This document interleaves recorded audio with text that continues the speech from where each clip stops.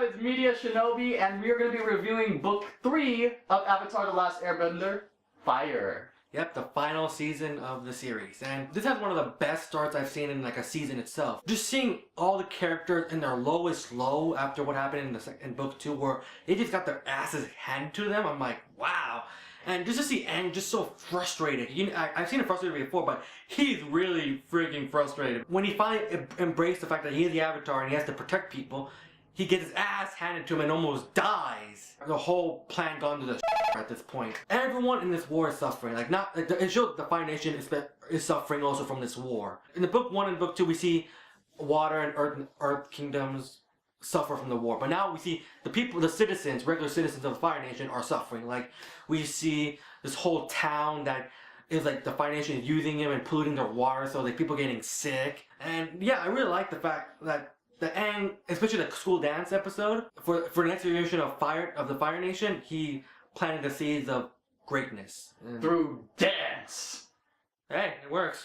Yeah, and I also like the Zuko story where the beach episode especially, God, I love that episode. Just, you know, I was so close to saying that episode was kind of pointless to me until the bonfire. Then I was like, okay. People say, yeah, it was the fan service, the beach episode, you know, anime does that. But it really, after I've seen it multiple times, I see like, this is an episode where we see Azula, Zuko, Ty Lee, and May just literally hanging out.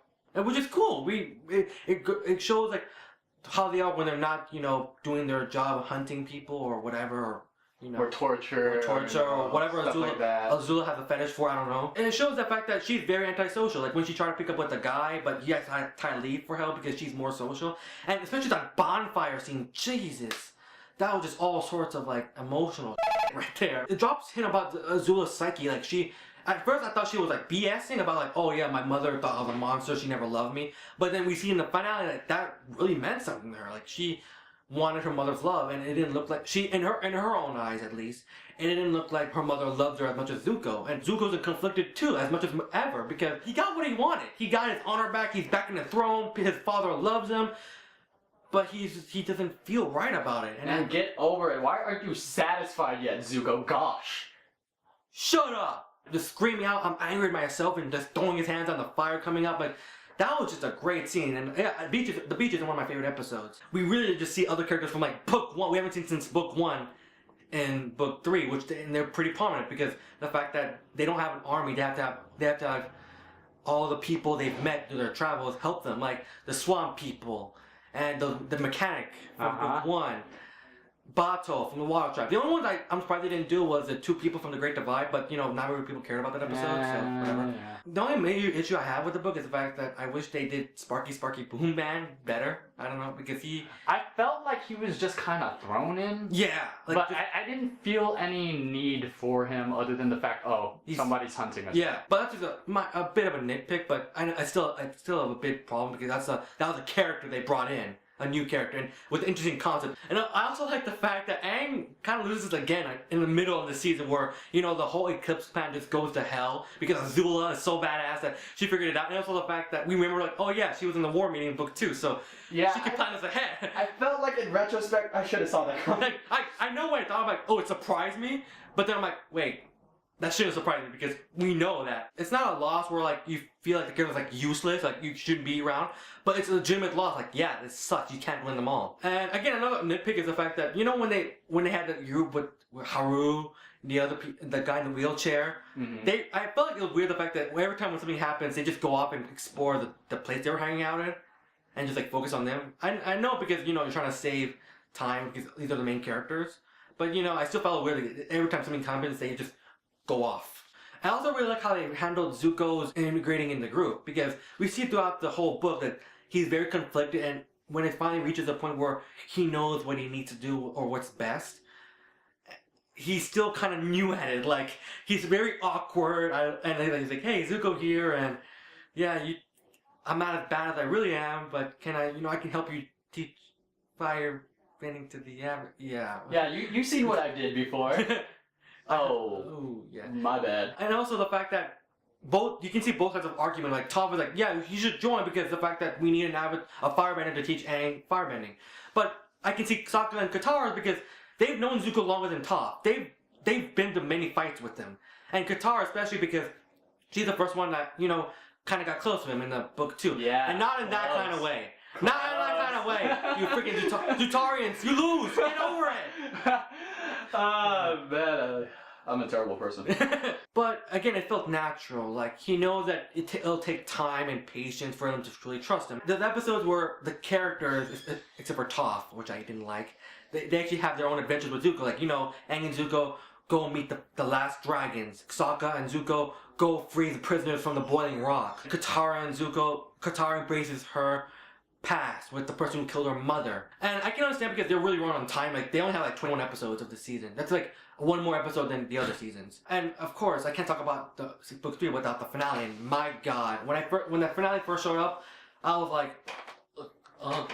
I remember like I first sat down and watched it. I was like, this is it. This is after this, no more. And I can't help but to feel emotional. So many emotions were going on. Like, I was laughing from the jokes. I was slightly tearing up because this is the end. I was blown away by the action and they go all out with the animation. And I gotta say, I've seen some finales for shows like, I don't know. Hell, even Dragon Ball Z didn't have a very good final. It's my favorite anime, and yeah, even I said that. I don't care. YOLO. I watched a documentary about Avatar, and apparently the creators and everyone involved and the families, they watched the finale on a big screen theater. Oh. Yeah, I'm like, you lucky bastards, that would be awesome. And this is the part where me and Jen are split. Like, Jen was to some degree. Not completely. But he's not very fond of the fact that Aang found a way to take out the Fire Lord without killing him. You know, energy bending. I, for one, I see like, yeah, but that's the point. He wants to find a way to end the violence, and killing someone is, you know, it's bad. Jen at first said, oh yeah, both of us said, oh yeah, they can't do it because it's a kid's show. But I'm like, no, they've killed people before. And I'm like, other than Jet? And I put that in quotes because even they poke fun of it? Yeah, but yeah, they kill people. Off screen. What I mean is they have to confront death directly. Yeah. And that's what I was expecting because, like Zuko said, you know, maybe you are right, violence isn't the answer, so how are you going to beat my father? Since they did introduce the concept of energy bending a little bit earlier, I kind of give them a pass for it, and they still executed properly. That's why I'm not hating on it. Yeah. I just said that was a nitpick, if anything. Yeah, we are kind of split because I was cool with it the first time. But I can see where John is coming from. But he's not going to downgrade like, the whole book. But yeah, it ended perfectly to me. Like, except for that Zuko mom bullshit I saw at the end. I'm like, really, bro? Really? Oh, yeah. That was a tease. I know, and they did it again in Legend of Korra episode 1. I'm like, really? That's not cool. And also, Azula's breakdown just was heartbreaking. It was just how it was done. And also the fact that it was hinted in like previous episodes. Like, when he first meets Zuko after Zuko went to Aang's side. You can see her fighting Zuko in that fight scene. More aggressively. She's using fists instead of precision. And it all started when Mai and Ty Lee betrayed her. Like, those are only friends. And they just backstabbed her because... I love Zuko more than I fear you. That was a good line. I'm like, dude, Mai, that was great. Just the fact that she's banishing everyone. She banishes people just for leaving a pit in a cherry. Hey, that could have killed me. Alright, gosh, I have a legitimate reason. We can all tell that it was all because of Ozai. Ozai made his kids who they were. Like, Azula is a prodigy. That's why he was probably really hard on her. Daddy's girl. Yeah, and she wanted nothing to impress him because, you know, she believed that her mother didn't love her. And that's debatable because there's some people say, yeah, your mother didn't love her, but we didn't see much scenes with her mother, so I can't really say something myself. Seeing someone as confident and as strong as Azula just break down and cry at the end, I'm like, we're all human. Just Aang's struggle was also great. Like, everyone, all the previous lives are saying, yeah, you gotta kill him, you gotta kill him. Something about death is always running around, like the Water Tribe Avatar. If he didn't do anything, Ko would have not stolen his loved one's face. If Roku didn't kill his friend, the war wouldn't have started. If Kyoshi didn't accidentally kill that guy, this whole family, this whole village would not have hated the Avatar. It's like, it all depends on how you look at it. Like, I'm on both sides. Like, sometimes violence is necessary, sometimes it's not. When we see finally Katara and Aang kiss, and those two are the final characters we see, I'm like, boo! Zuko we won! Katara! We won, son! We won! I'm sorry. Oh yeah, by the way, my mom was Zuko and Katara. When that happened and she didn't watch it, I texted her like, I win! But yeah, the romances were, you know, were done well too. Like, despite the fact that it was only like touched upon a little bit. But that's great because that's not the big picture. The big picture is like the war. So that's just like the cherry on top. Yeah, just like the fact that it was done right. I'm like, yeah, teen romance. This is how it's done. I don't think I can even justify this whole series itself because I just adore this series. I will watch it over and over again. I would marathon it. So if you had to rate this book, what would it be, and what would you rate the entire series? As a book, I give it a 9. Straight up 9. I would give it an 8.5. Very close to each other. I give it a 9 because there's minor nitpicks like Combustion Man not being tough. I wish had more episodes about her. I would give it an 8.5 simply because I already stated that I gave book 2 a 9, and in my opinion, book 2 was more properly executed, in my opinion. But it's always been a debate between Avatar. I always see other people like between book 2 and book 3, so understandable. I can't tell you which one I like more, book 2 or book 3. I'm sorry to leave out book 1, but those two books are just like you're just head to head. They're just head to head. Yeah, great finale, great ending. I basically almost teared up, and it takes a lot to tear me. I'm not trying to say I'm manly. Yeah, no.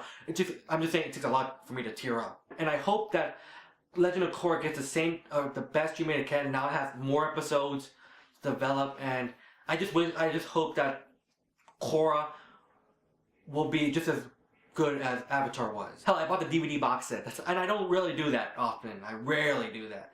So that's all I gotta say. Any last minute thoughts, John? Oh, no. Did you say your overall rating for the series already? Or did you do that? Overall series, I give it a straight up. Well, this is hard. 8.5 to 9.